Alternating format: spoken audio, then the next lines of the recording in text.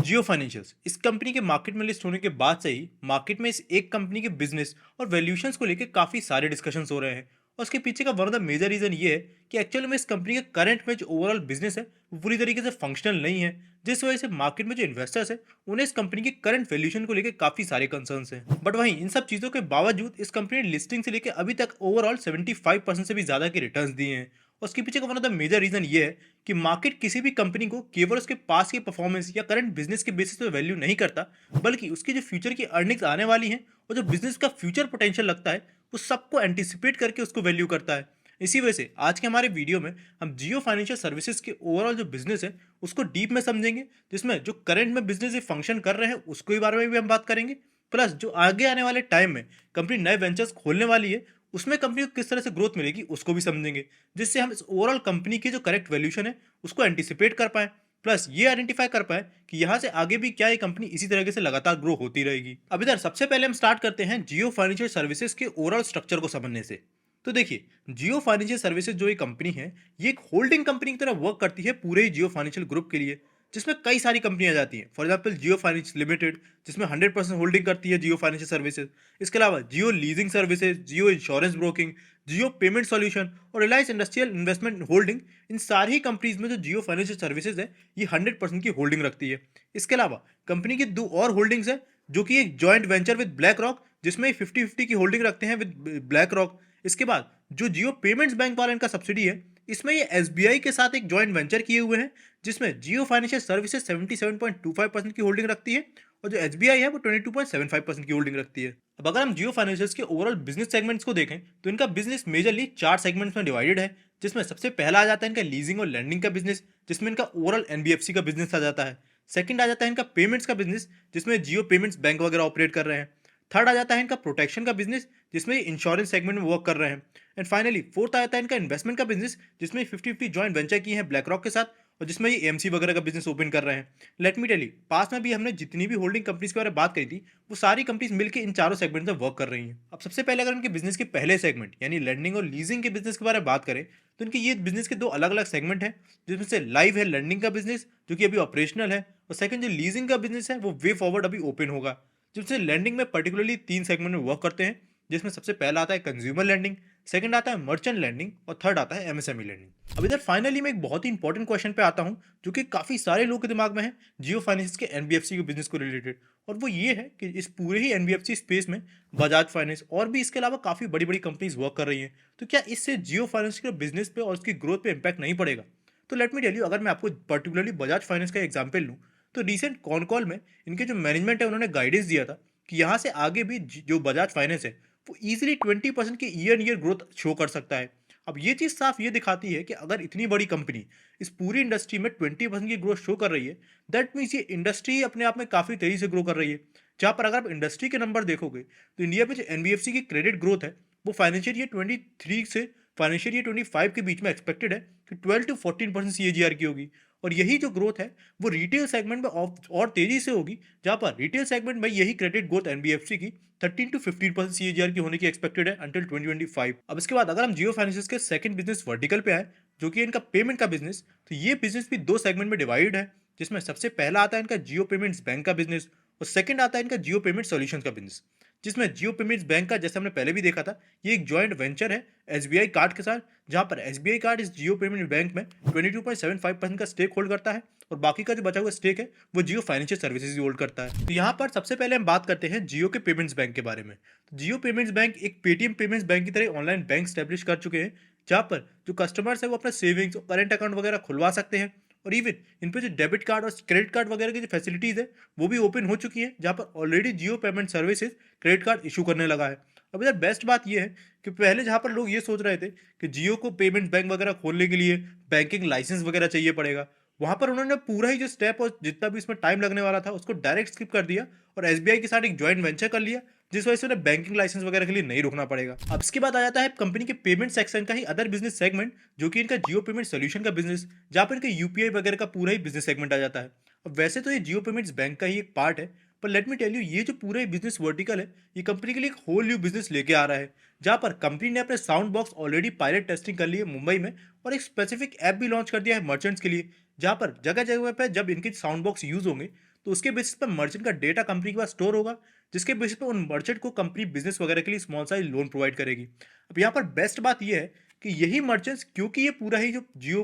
Payment solution का business है, ये जियो पेमेंट्स बैंक का ही पार्ट होगा, तो उनको क्रॉस सेलिंग करके उनको सेविंग्स अकाउंट का भी पार्टनर बना लिया जाएगा। एंड वहां से कंपनी डेबिट कार्ड और अदर जो एनईएफटी वगैरह की सर्विसेज है वो भी इनको क्रॉस सेल करेगी। And here let me tell you one interesting thing. आप में से कई सारे लोगों को ये लग रहा होगा, जैसा कि मुझे भी पहले लग रहा था, कि कंपनी केस में इनका यूपीआई और जियो पेमेंट सॉल्यूशन वगैरह का बिजनेस है, ये भी आगे चल के स्टेब्लिश होने के बाद कंपनी के रेवेन्यू और प्रॉफिट्स में कंट्रीब्यूट करेगा। पर let me tell you, company ने जो रिसेंटली क्वार्टर 4 के अपने नंबर्स दिए थे, इन नंबर्स में ऑलरेडी कंपनी के जो बिजनेस है ये रेवेन्यू और प्रॉफिट के टर्म्स में कंट्रीब्यूट करना स्टार्ट भी कर दिया है। और जो कि मुझे भी डाउट था, जो शायद आपके दिमाग में भी आ रहा होगा, कि क्या ये पूरी यूपीआई वगैरह की स्पेस है ये ऑलरेडी सैचुरेट नहीं हो चुकी है। तो इधर let me tell you, India आज के टाइम वर्ल्ड में मोबाइल एप्लीकेशंस के थ्रू पेमेंट करने के नाम पे डोमिनेट तो कर ही रहा है, बट स्टिल अगर आप इसकी ग्रोथ करंट में भी इंडिया में देखोगे, तो इंडिया में ये मार्केट आज के टाइम 50% सीएजीआर के टर्म्स में ग्रो कर रहा है इन टर्म्स ऑफ वैल्यू। और वॉल्यूम के टर्म्स में ये ऑनलाइन पेमेंट्स का मार्केट अभी भी 87% के वॉल्यूम से ग्रो कर रहा है हर साल, जो कि काफी बड़ा ग्रोथ नंबर है। और ये चीज ये शो करती है कि इंडिया के केस में ये जो मार्केट है ये अभी काफी बड़ा एक्सपेंड होने वाला है। इसके बाद आता है कंपनी का थर्ड बिजनेस सेगमेंट, जो कि है इनका प्रोटेक्शन यानी इंश्योरेंस का बिजनेस। अब इस बिजनेस में कंपनी डायरेक्टली इंश्योरेंस सेल करने के बजाय एक इंश्योरेंस ब्रोकर की तरह वर्क कर रही है, जहां पर इनका काम है कि जो डिफरेंट कस्टमर्स है उनको एक सही इंश्योरेंस उनके लिए सिलेक्ट करने में उनको हेल्प करे। लेट मी टेल यू, आज के टाइम इंडिया में इस स्पेस में जो इंश्योरेंस ब्रोकर है उनका नंबर काफी कम है। और उसका प्राइम एग्जांपल आपको देखने को मिल जाएगा लाइक पॉलिसी बाजार, जहां पर पॉलिसी बाजार खुद का कोई इंश्योरेंस सेल नहीं करता, बल्कि जो डिफरेंट इंश्योरेंस कंपनीज है उनके साथ टाई अप करता है और उनके जो इंश्योरेंस है उन अपने प्लेटफॉर्म पे सेल करता है, जिसके बेस पे उन्हें बदले में कमीशन मिलता है। अब यार, अगर मैं आपको कंपनी के इंश्योरेंस ब्रोकिंग के बिजनेस के बारे में एक इंटरेस्टिंग चीज बताऊं, तो कई सारे लोगों को आज ये लग रहा है कि कंपनी का जो इंश्योरेंस ब्रोकिंग का बिजनेस है ये अभी स्टेब्लिशमेंट वाले फेज में है और अभी थोड़े टाइम बाद स्टेब्लिश होगा। बट वहीं पर इसके अगेंस्ट अगर आप IRDAI की वेबसाइट पे जाओ, जो कि इंडिया के इंश्योरेंस पूरी इंडस्ट्री के रेगुलेटर है, तो यहाँ आपको लिस्ट ऑफ ब्रोकर्स में यहाँ पर Jio financial broking limited as a registered होते हुए मिल जाएगी ब्रोकिंग सर्विस की तरह, जहां पर ये रजिस्ट्रेशन उन्होंने मार्च 2022 से ही कर रखा है। लेट मी टेल यू, इस पूरी ब्रोकिंग इंडस्ट्री में ये अच्छा खासा वर्क ऑलरेडी स्टार्ट कर चुके हैं, जहां पर रिसेंटली, जैसे कि मैंने आपको बताया था, कि अगर आप इनके क्वार्टर 4 के स्टेटमेंट में देखोगे,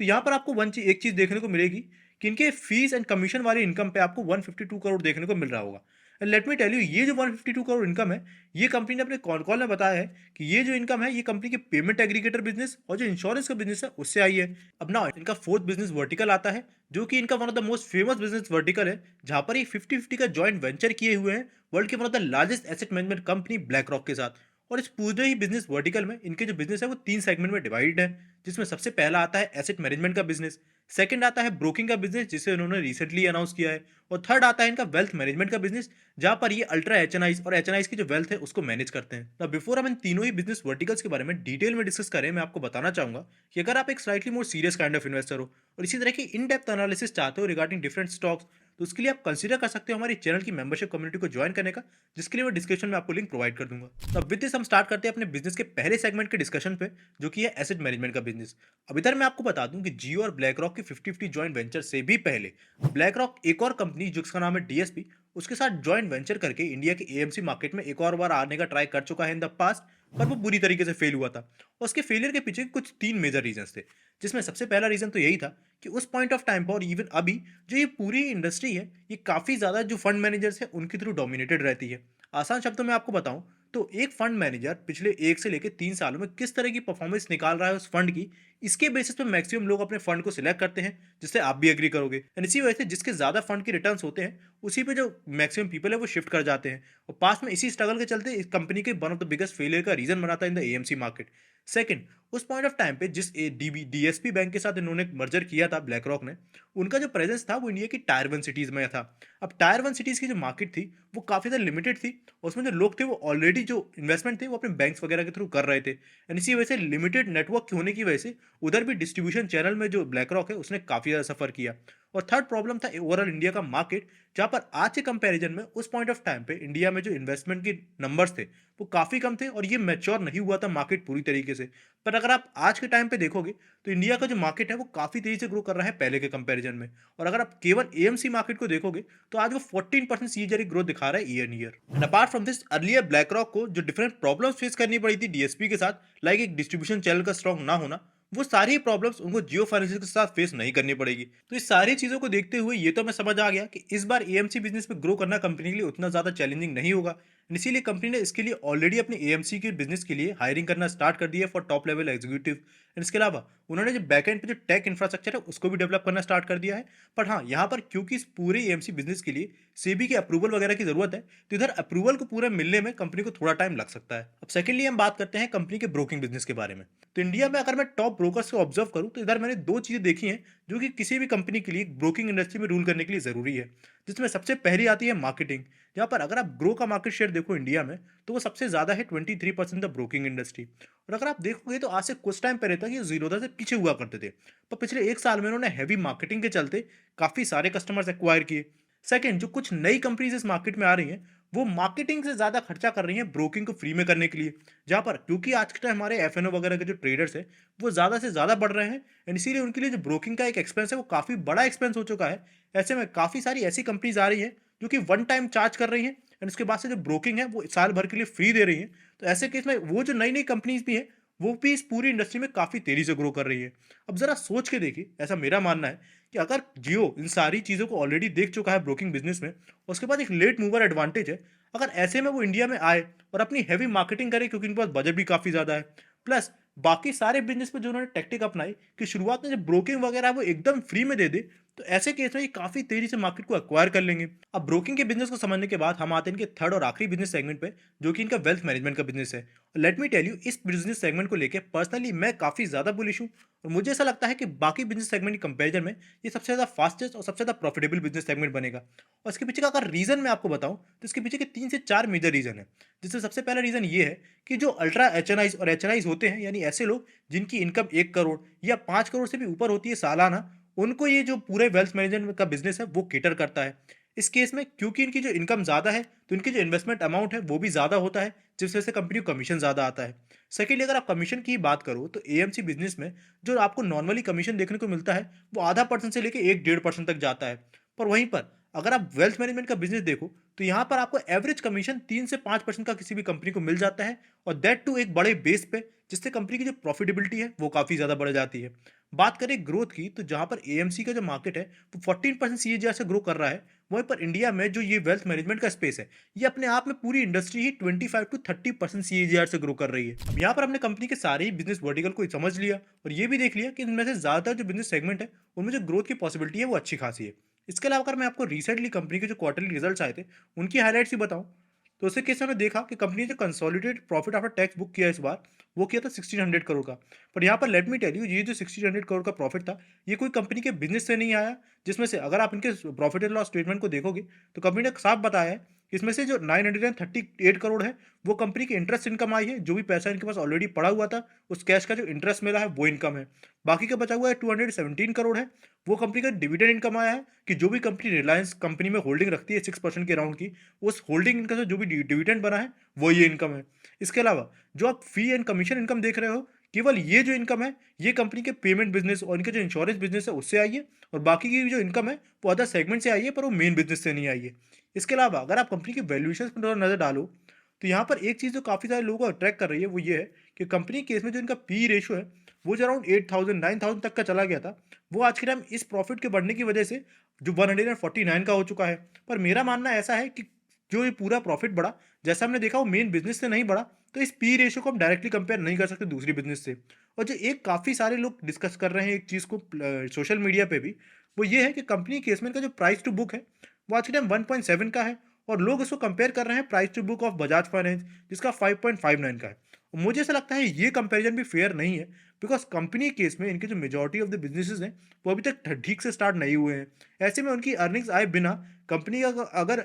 business price to book ratio 1.7 का है, जो मेरे अकॉर्डिंग बहुत ज़्यादा ही है, और ये अराउंड 1.3 या 1.4 का होना चाहिए, तो मेरे अकॉर्डिंग वैल्यूएशन वाइज तो कंपनी का जो स्टॉक प्राइस है वो 300 एंड 320 के अराउंड होना चाहिए। पर करंट में ये 376 के अराउंड चल रहा है, जो कि मुझे स्लाइटली ओवर वैल्यूड लग रहा है। तो यहाँ पर आपको क्या लगता है, क्या कंपनी में हायर वैल्यूएशंस के चलते कंपनी के स्टॉक प्राइस में करेक्शन आएगा, या इसके अगेंस्ट कंपनी में मोटा भाई फैक्टर काम करेगा और यहाँ से कंपनी का स्टॉक प्राइस और ऊपर जाएगा, कमेंट बॉक्स में बताइए। इसके अलावा अगर आपको वीडियो पसंद आए तो प्लीज़ वीडियो को लाइक और चैनल को सब्सक्राइब जरूर कर दीजिएगा और do check out our membership community. And अगर आप ये जानना चाहते हो कि इलेक्शन पास आ रहे हैं एंड इलेक्शन के बाद अगर बीजेपी जीती है तो ऐसे कौन से स्टॉक्स हैं जो कि मार्केट में आपको काफ़ी अच्छा रन अप दे सकते हैं, तो उसके लिए आप स्क्रीन पे दी वीडियो को क्लिक कर सकते हो। हम मिलेंगे अपने नेक्स्ट वीडियो में, तब तक के लिए बाय बाय।